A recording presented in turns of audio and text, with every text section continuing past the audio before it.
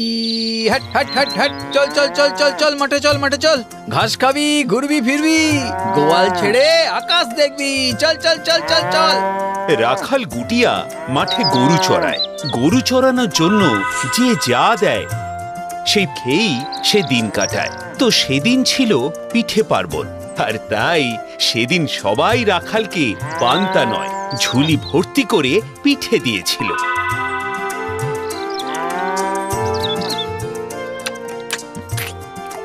আহা কি ভালো খেতে, একেবারে রসে ভরা।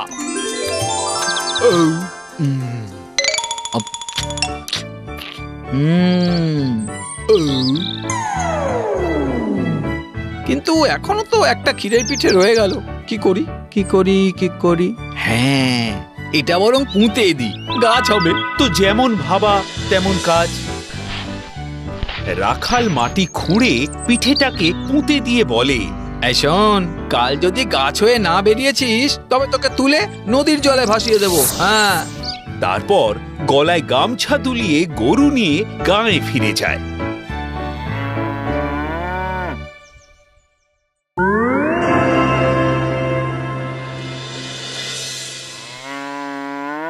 এই একবার গিয়ে দেখি তো পিঠেটার কি হলো।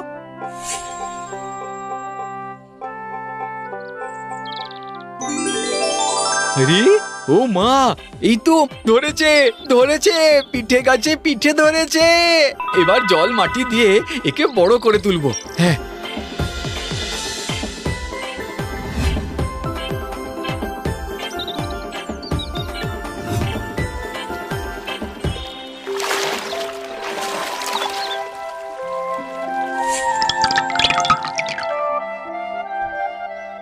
অদ্ভুত ব্যাপার, পরদিন রাখাল এসে দেখে গাছটা বেশ বড় হয়েছে। গাছ ভর্তি থোকা থোকা ক্ষীরের পিঠে ঝুলতে দেখা যায়।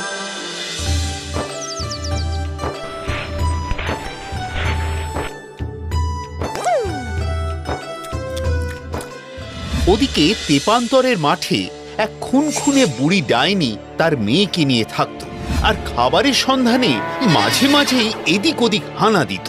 তো সেই বুড়ি লাঠি ঠক ঠক করে এসে পিঠে গাছের কাছে দেখতে পায় রাখালকে।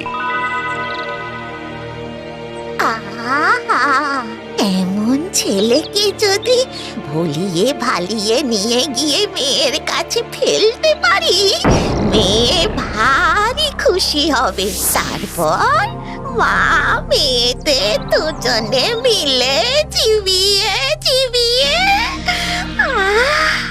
ওরে ও নাতি, আমায় একটা পিঠে দে না বাবা।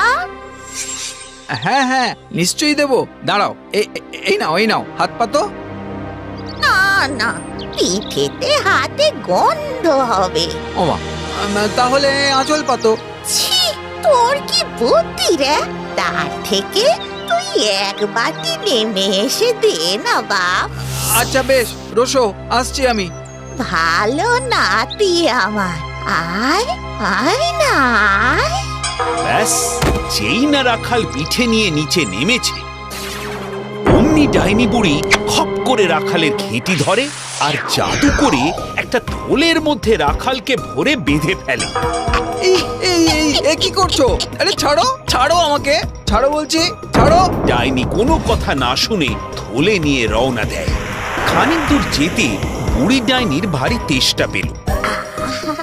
গলাটা শুকিয়ে আসছে, এবারে বস্তাটা নামিয়ে একটু জল খেয়ে নি বরং।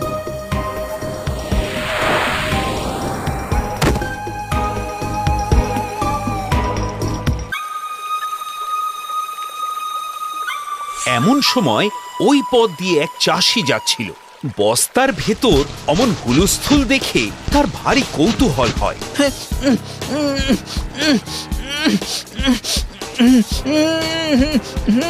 ও কি রে বাবা, থলেটা অমন করে নড়ে কেন? কি আছে ওটাই, দেখি তো।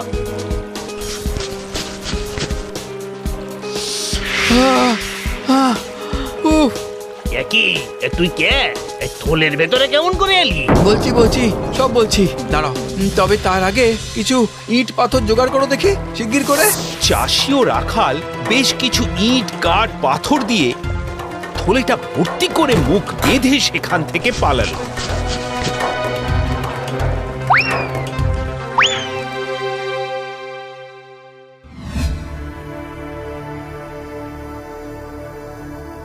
এই মেয়ে, দেখ দেখ কি এনেছি। কি মা? মানুষ রে মানুষ, এবার ভালো করে রাঁধ দেখি।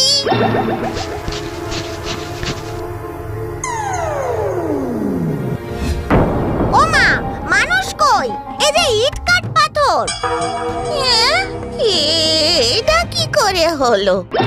ও, এটা ওই জল খাওয়ার সময় ফাঁকি দিয়ে পালিয়েছে। হচ্ছে কালই তোর দফা রফা করবো আমি।